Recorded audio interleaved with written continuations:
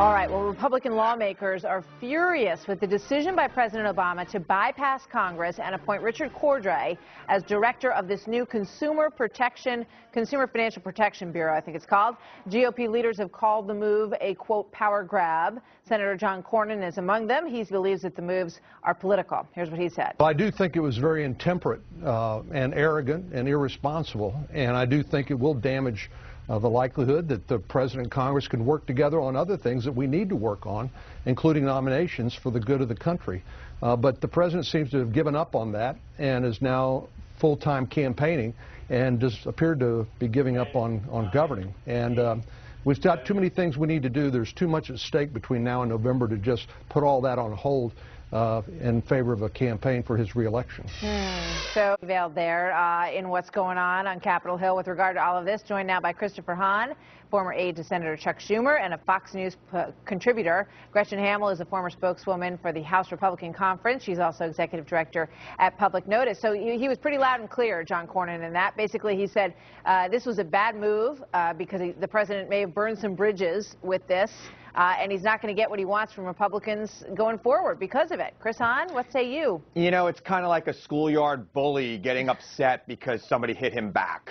I mean, these guys have been holding up appointments that are completely non-controversial. The president can't get the head of the printing office approved by the Senate. These guys have blocked more nominees to the executive branch than ever. Listen, elections have consequences. The president is entitled to his appointments. If the Republicans in Congress have a problem with the Consumer Protection Board at agency, they should try to change that law. They can't just go out there and block the president's appointment. This is a good appointment. Nobody thinks this guy is not qualified. Everybody seems to like this guy on both sides of the aisle. That's true. It's definitely the problem is more underlying with the agency itself. Right. And Gretchen, you know, the development of this agency passed in Congress. So, you know, can Republicans really stop that, or should they try?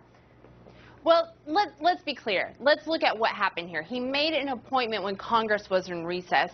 And Chris's old boss, Chuck Schumer, even said that this is a finger in the eye of the Constitution, that you're circumventing the advise and consent process of Congress. And that's what is done here. Now, President Obama has just thrown out 2 decades of past precedent where Clinton's Department of Justice said back in a brief in 1993 that an appointment cannot be made unless the Senate is out for more than 3 days. The Senate was not out for more than 3 days in this case. So President Obama has introduced a new precedent for himself and other presidents that say if the Senate can go on a week or a coffee break, that they can appoint anyone they want. Go ahead, Chris, comment quickly, and then I want to get to the NRA. Well, first of all, Chuck was talking about Article 3 appointments, which are to the judiciary, which is a separate and equal branch of the government and requires Senate confirmation. President Bush approved many judges through recess appointments, including, at this point in his presidency, President Bush had put through 140 recess appointments. This president has done 29. So let's be clear about that. Can I make a point? Wasn't Chuck Schumer's brother-in-law appointed to a federal courtship I don't know anything about that. And that wasn't a recess appointment either. You know, the comparison that I have for the same period of the term is that President Bush appointed 34 and President Obama is at 28. So they're fairly close, and Bush actually did have more.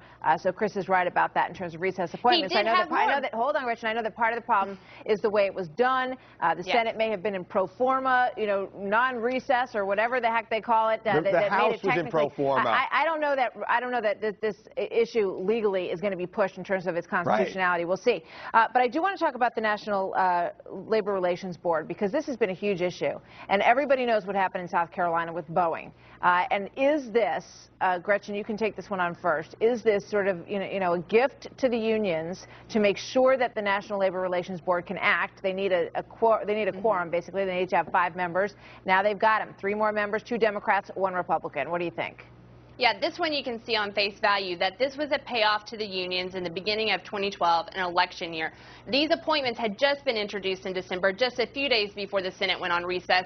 So they didn't even have the time to even block them, if you want to say that. They didn't even have the time to actually bring them up to Capitol Hill to, you know, have a proper hearing, as they do with most appointees. Is it smart, Chris, to, you know, to push this board together in that fashion? Yeah, let's be clear. They would have blocked them. They've been blocking everything that the president proposes. This president needs to use these appointments because government isn't fully staffed. these boards are not fully operate. They can't operate. The National Labor Relations Board cannot operate without a quorum, and the Republicans know that. They want to hurt working men and women in this country because they don't like them, because they don't vote for them, so they will block anything that helps them, even the payroll tax holiday if they could. Well, the flip side of it is that they believe that it's hurting the growth of business and the economy because of the decisions that were made, like Boeing in South Carolina. People believe that too. All right, you guys, we got to go, but we got more to talk about. Gretchen, thank you so much. Chris Hahn, always